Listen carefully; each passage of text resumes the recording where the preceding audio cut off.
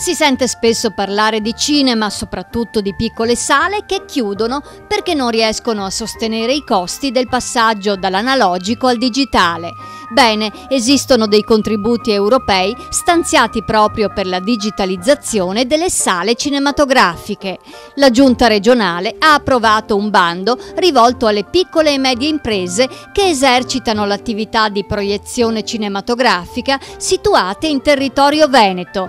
Per accedere a questi contributi a fondo perduto, massimo 50.000 euro per sala, bisogna presentare la domanda entro il 31 dicembre 2014. Il budget a disposizione ammonta a 2 milioni di euro e si configura come un cofinanziamento comunitario per incentivare la competitività e l'occupazione.